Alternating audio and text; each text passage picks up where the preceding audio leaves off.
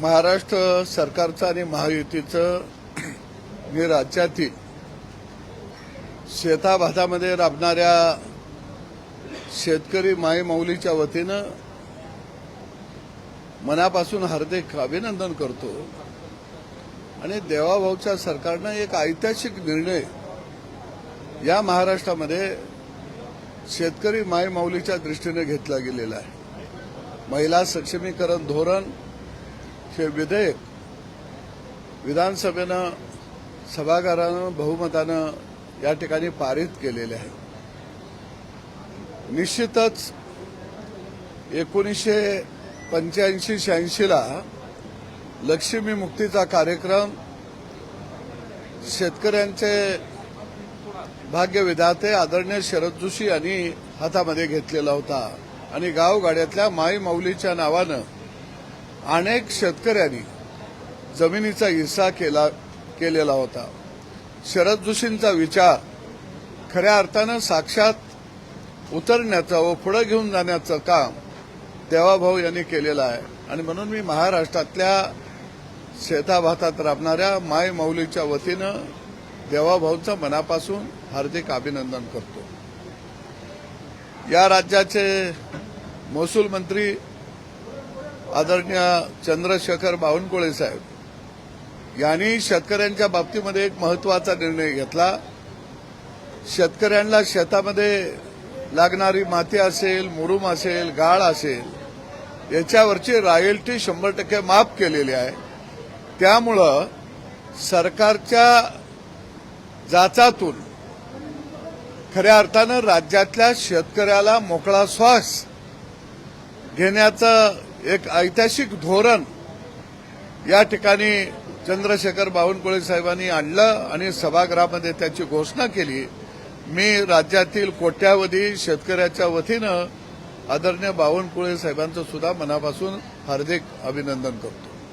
एकूणच मान्सून चालू झालेला आहे, कुठेतरी बोगस बियाणे असतील किंवा त्याचा देखील सुळसुळाट पाहायला मिळतो, आज देखील आपली लक्षवेधी होती, काय या संदर्भात माहिती आहे? सभागृहामध्ये लक्षवेधीच्या माध्यमातून बोगस बियाणं, बोगस खतं या संदर्भामध्ये लक्षवेधी मांडली गेलेली होती। अनेक कंपन्या राज्यामध्ये बोगस खताचा सर्रास मोठ्या प्रमाणामध्ये विक्री करत आहेत, बोगस बियाणाची विक्री करत आहेत आणि या संदर्भामध्ये कठोर पावलं कृषी विभागानं उचलावीत अशी मागणी सभागृहामध्ये मी या ठिकाणी केली। दुसऱ्या बाजूला HT-BT कपाशीचं बियाणं हे बियाणं मोठ्या प्रमाणामध्ये शेतकरी खरेदी करून त्याची पेरणी करत आहे, परंतु अनेक शेतकऱ्यांच्यावरती गुन्हे दाखल केले जात आहेत। जवळजवळ विदर्भामध्ये 80% कपास हा HT-BT बियाणाचीच पेरणी केली जाते, परंतु राज्याचे कृषी राज्यमंत्री यांनी ह्या बियाणावरती बंदी आहे आणि आम्ही शेतकऱ्यांच्यावरती कारवाई करू अशा पद्धतीचं वक्तव्य सभागृहामध्ये केलं।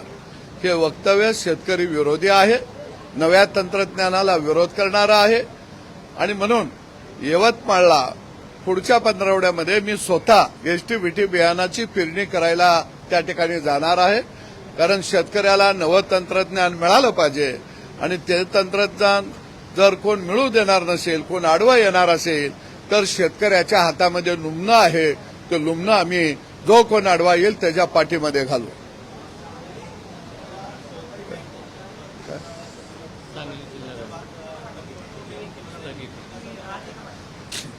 राज्याच्या मुख्यमंत्र्यांचं मी विशेष अभिनंदन करतो की सांगली जिल्हा मध्यवर्ती बँकेवरती खऱ्या अर्थानं प्रशासक आणणं अत्यंत गरजेचं आहे। सांगली जिल्ह्यातल्या या जिल्हा मध्यवर्ती बँकेमध्ये संचालकांनी आपल्याला कर्ज मोठ्या प्रमाणामध्ये त्या ठिकाणी बँकेमधून उचल केलेली आहे। संचालकांनी बँक वाटून खाल्लेली आहे।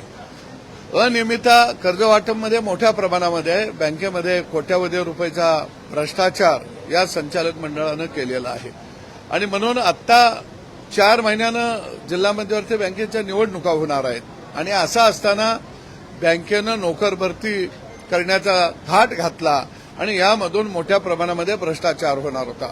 कारण जी कंपनी परीक्षा घेणार होती आणि ती परीक्षा झाल्यानंतर 10 गुण देण्याचा अधिकार चेअरमन यांनी आपल्याकडे राखून ठेवलेला होता. म्हणजे पास होणारा मुलगा नापास करण्याचं काम खऱ्या अर्थानं या बँकेच्या माध्यमातून संचालक मंडळ करणार होतं आणि म्हणून राज्याच्या मुख्यमंत्र्यांनी या नोकर भरतीला स्थगिती दिलेली आहे. मी निश्चितपणानं या ठिकाणी आदरणीय मुख्यमंत्र्यांचंही अभिनंदन करतो की जे अभ्यासू होतकरू मुलं आहेत त्यांना भविष्यामध्ये संधी मिळेल. काय? नाही, एक आहे की या नोकर भरतीमध्ये सगळेच बँकेचे काही अधिकारी, संचालक जे बँकेचे स्वतःला मालक समजतात आणि अभ्यासू नेते म्हणून महाराष्ट्रामध्ये स्वतःचा गाजावाजा करतात, त्या नेत्यांचा यामध्ये मोठ्या प्रमाणामध्ये हात होता आणि निश्चितपणानं हे वाहत्या गंगेमध्ये घोडं घेऊन न्हायला निघालेले होते. परंतु ही वाहती गंगा सामान्य जनतेची आहे, तुम्हाला घोड्यासकट न्हाता येणार नाही, हे या निर्णयातून आता स्पष्ट झालेलं आहे.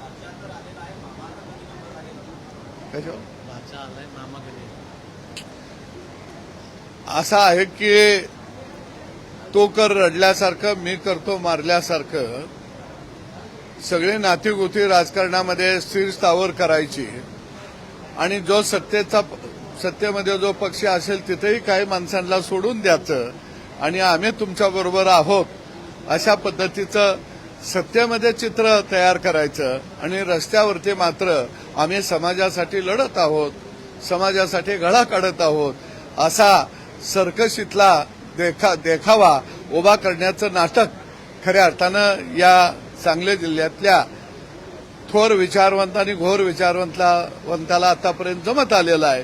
पण हे महाराष्ट्रातल्या सगळ्याच राजकीय पक्षाच्या नेत्यांनी ओळखलेलं आहे.